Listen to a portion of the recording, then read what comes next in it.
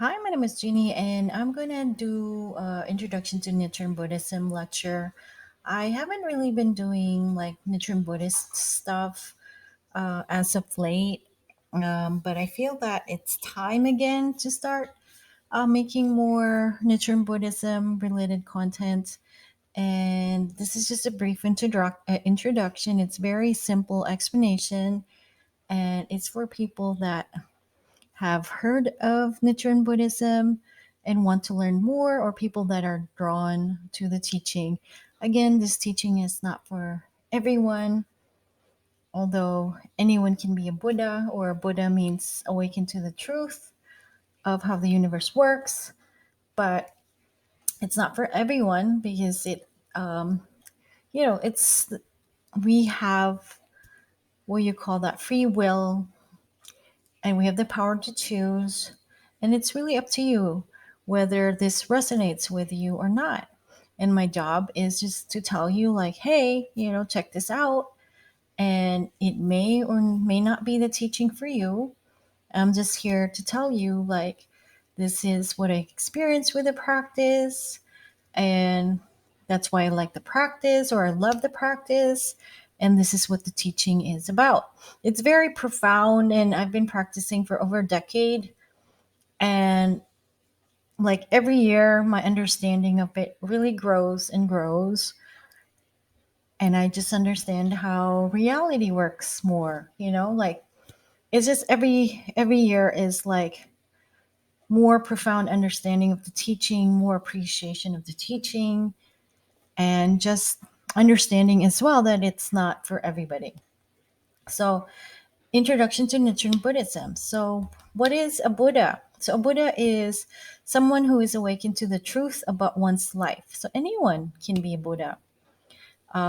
We all have the capacity to become Buddhas, or to become aware and awaken to the truth of how life works, or how our reality works, or the truth about our life. So anyone can literally be a Buddha. And the thing is that people call Nichiren Buddhism a religion. And I really believe that it's like a life philosophy. And it's just a way to explain how to be happy living in this reality. And, people love to put labels, like they say, like, oh, yeah, I'm Asian, or yeah, and I'm American. Like, oh, I love this and that. And oh, this is my name. We love to put labels, but literally, those are just human things. And those are just labels that are temporary, and they don't necessarily mean anything at the end of it all. What really matters is that we are happy in this lifetime. So anyone can be a Buddha, whether you're Buddhist or not Buddhist, you're from a different religion. Anyone has the capacity, as long as you have consciousness and awareness and you are human, you can be a Buddha. Whether you believe in Buddhism or not, anyone has the capacity to be enlightened. Anyone, literally.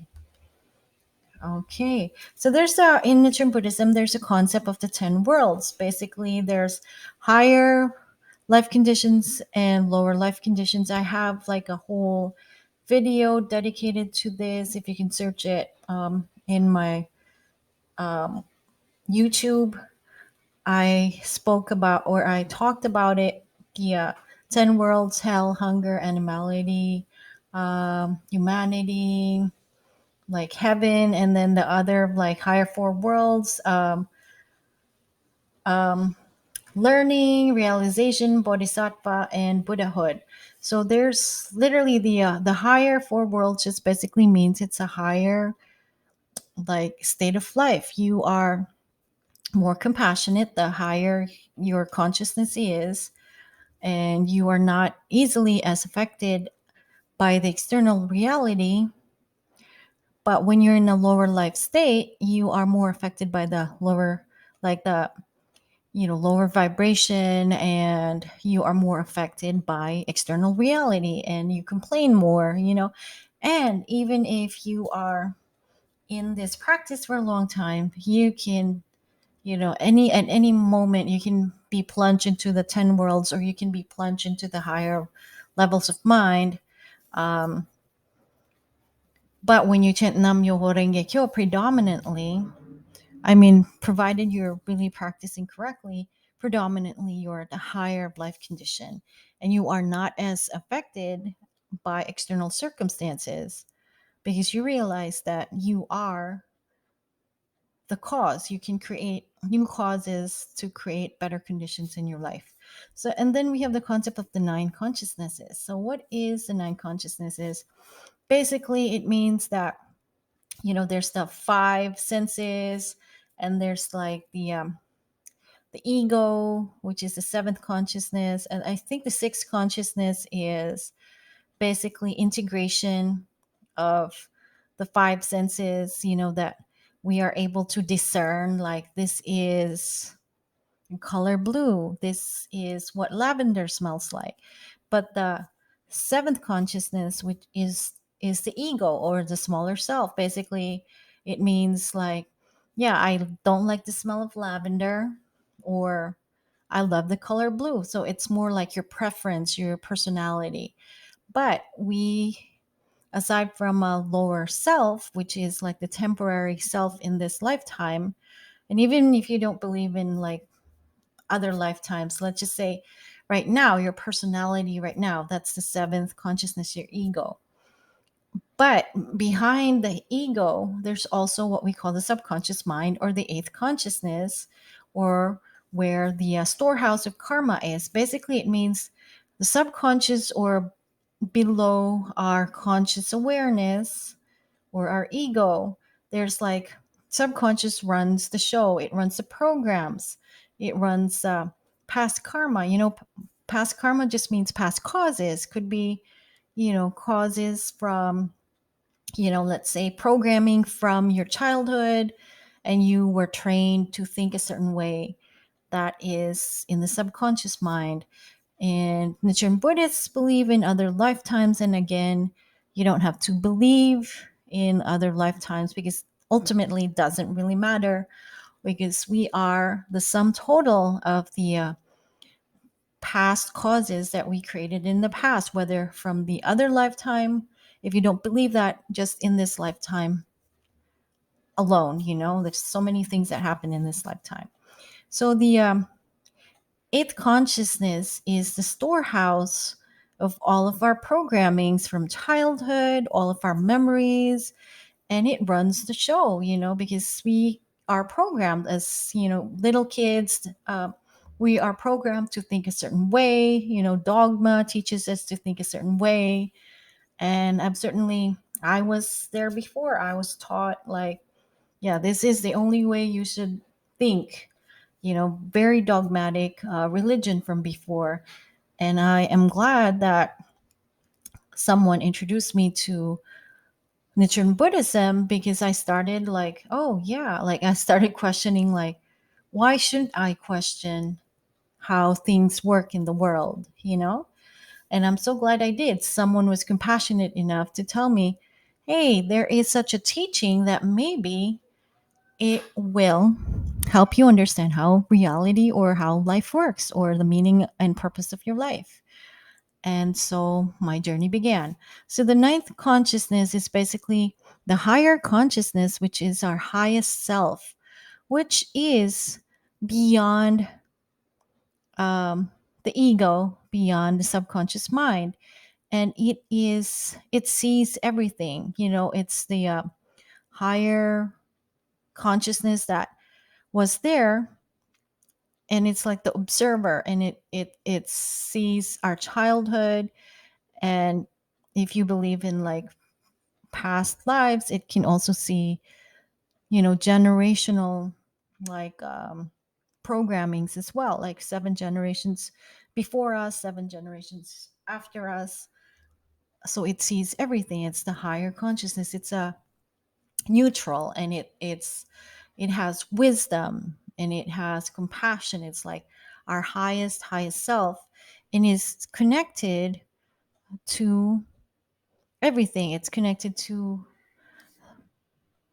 reality, the not reality, but connected to the universal, like the universe, or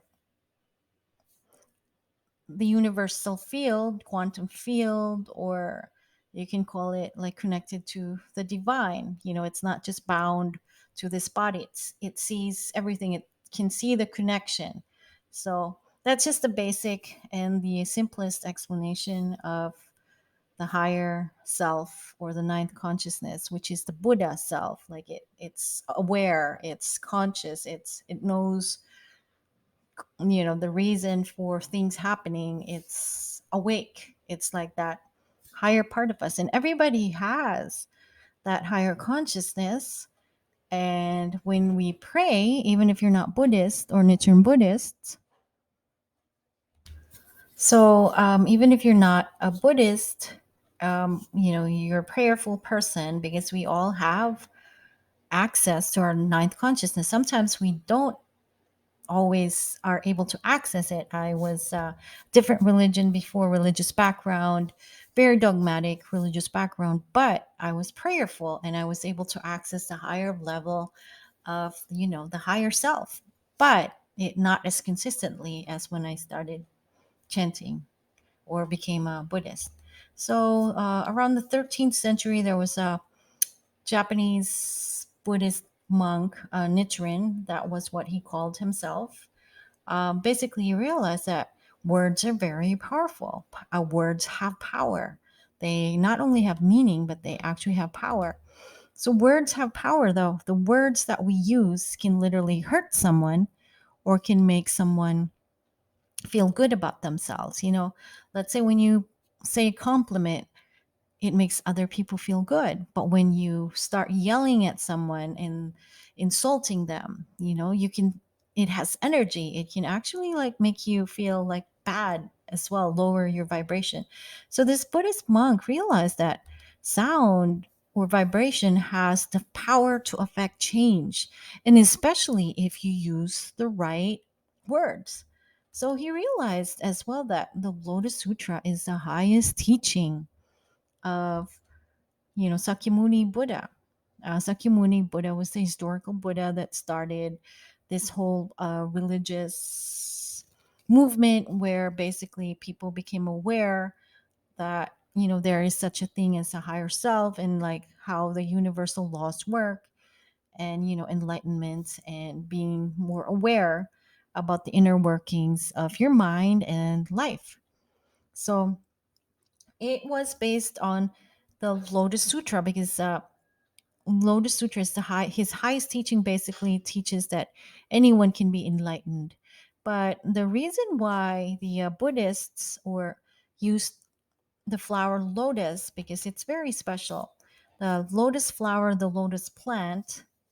I got this from the net. The lotus has a life cycle unlike any other plant. With its roots latched in mud, it submerges every night into the river water and miraculously blooms the next morning, sparklingly clean. In many cultures, this process associates the flower with rebirth and spiritual enlightenment. And in Nichiren Buddhism, we use the Lotus Sutra, or not the Lotus Sutra, but the lotus flower or plant as a symbol that, even if the pond is muddy, or reality, external reality that we're experiencing right now collectively is muddy, and it's dark, and it's like a unhappy place. When you are a Buddhist, so in Nichiren Buddhism especially, we believe that since the lotus flower or plant is able to bloom in the muddy pond. So let's say muddy pond means dirty. So the external reality right now collectively, it's very dark place. But as a Nichiren Buddhist, you are still able to show your purity. You're still able to stand out in the dark, muddy waters of life. So basically, that's why lotus flower most especially has a significance in not just Buddhism, but Nichiren Buddhism as well. For that reason, basically, it means wherever you are right now in reality, whether external reality showing that the world is a dark place, you as a Nichiren Buddhist or a Buddhist can still grow and actually can still thrive in this reality, even if seemingly it seems so like a dark and hopeless place. So you do not need like the other teachings from before. During the time of Sakyamuni Buddha, people would just meditate, all day. But Nichiren Buddhism believes that you can be enlightened in your life right now just as you are without having to escape to a mountain and just meditating. And you can also use the challenges in your life right now to bloom, to make that as a cause for your awakening and your enlightenment. So problems become like a source of awareness and awakening. So Buddhism teaches that the law of cause and effect underlies the workings of all phenomena.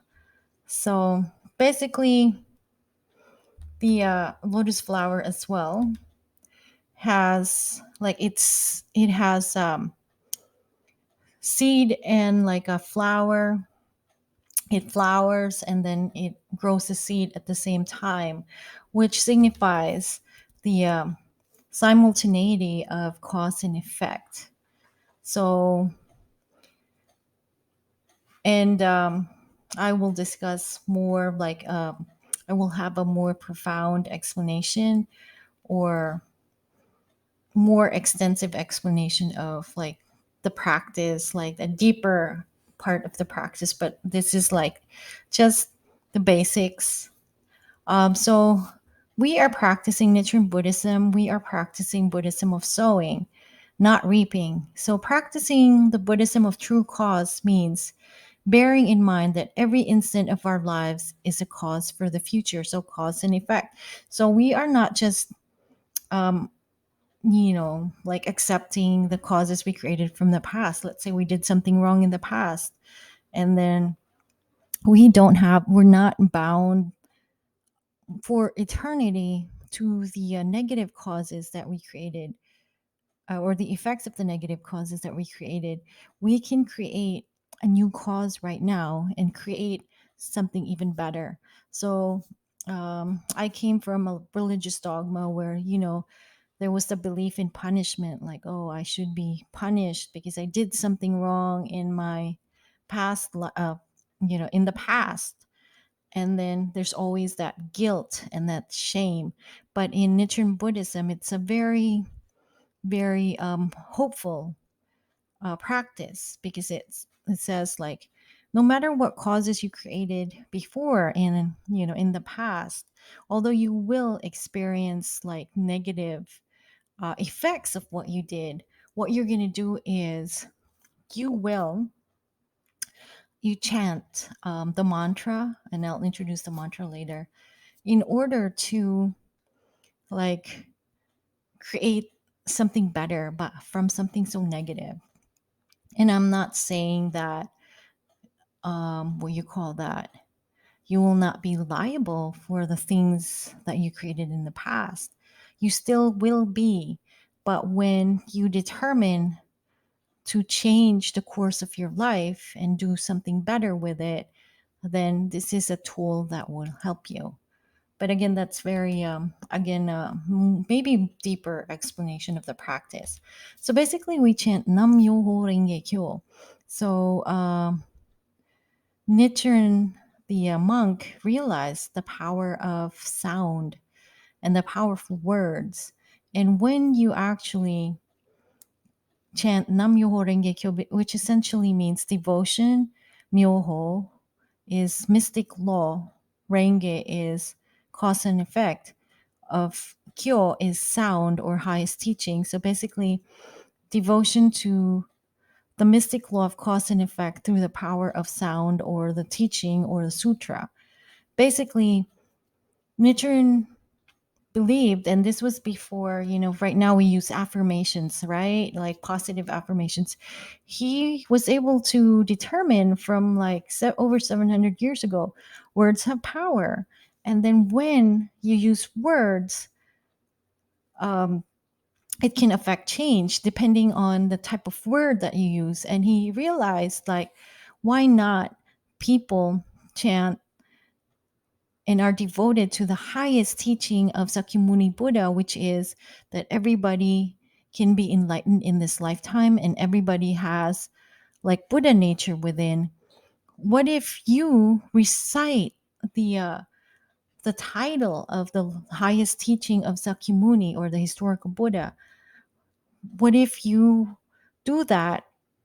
And when you do that, that will bring about the Buddha nature or the highest life condition or highest awareness within you. The more you use the power of sound and the meaning behind the power of that sound or the words to bring up that, that teaching that teaches that anyone has the capacity to become enlightened in this lifetime. So when you chant Nam Myoho Renge Kyo, essentially what you're doing is you're summoning, because you are reciting the words to the highest teaching. And what the highest teaching is indicating or symbolizing is that you can achieve enlightenment in this lifetime just as you are.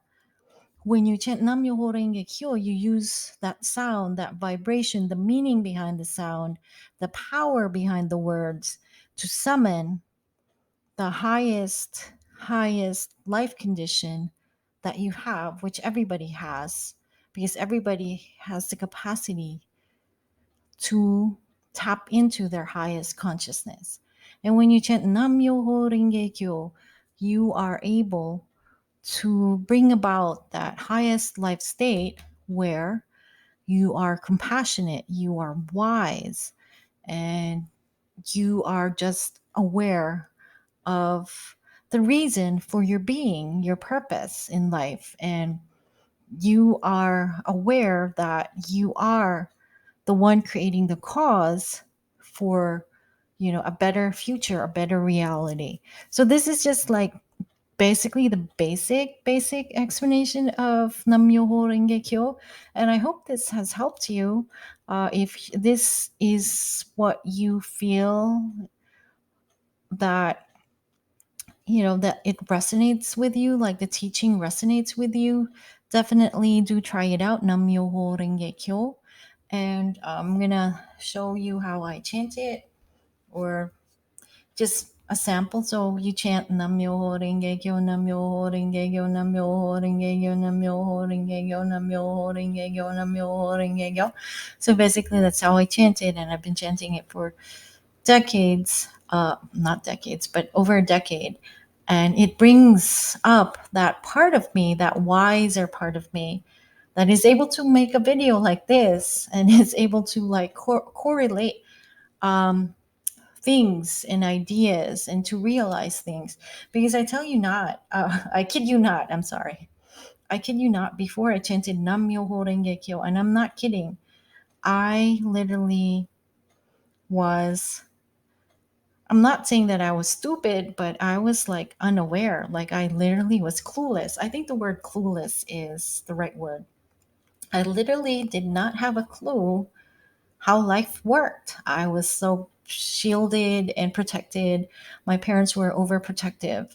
And then so I didn't know how life worked, and I didn't know how the universe worked, and I didn't know how prayers can be answered, and I didn't know, how to get out of the cycle of pain and suffering, and I didn't know a lot of stuff. And then when I started chanting Nam Myoho Renge Kyo, there was like a potential within me to become enlightened to the truth about my life. And I started just realizing things from someone that was totally clueless. Literally, when I chanted Nam Myoho Renge Kyo, I had no clue what I was doing. And that is the power of the chant, that to turn someone like me and everybody, again, I'm not special. I just really chant a lot. That's it. And that's the only thing that's special about me. I chant Nam Myoho Renge Kyo. From someone who didn't understand how reality worked or how life worked, and who literally had zero wisdom. I had no wisdom at all. To someone right now that can understand and then can see patterns and then can like, oh, and then can also accept like, oh, I created this. Um, that is a testament to the power of Nam Myoho Renge Kyo. Because I kid you not, I did not understand anything before. Like, I graduated from college, I had knowledge, but I didn't have wisdom. And when I started chanting Nam Myoho Renge Kyo, suddenly that wisdom from, it didn't make sense that I would have wisdom because I literally did not have any experiences. When I started chanting Nam Myoho Renge Kyo, I was able to gain more experiences. But before that, it didn't make sense that why I would start to understand and to be awakened to the truth about my life and the truth of how life in reality works. And I'm not saying that I'm perfect. There's days when I'm like, oh, I'm affected by external circumstances. I still get mad. But then at the end of the day, especially if I chant a lot of Nam Myoho Renge Kyos, I'm able to pull back and like take my power back. So based on my experience, although people use Namyo Renge Kyo, to set intentions and achieve a goal, just based on my experience, it's makes me more. When I chant, the more I chant Namyo Renge Kyo, it makes me more an agent of change rather than external reality causing me to like be affected. So instead of being affected, I am able to influence my external world, my reality. So that also creates wisdom. And also, you know, because I've been through a lot, I also unfazed by things. I'm not saying that I don't get worried, but not as much like before. And yeah, and also doesn't, I don't know how to explain it, but like I don't understand how I understand things. And it's only because of the power of Nam-myoho Renge Kyo that brings out this potential for me to realize things and to put two and two together. Okay, thank you very much for watching this, and I know I hopefully I've explained it well. Thank you.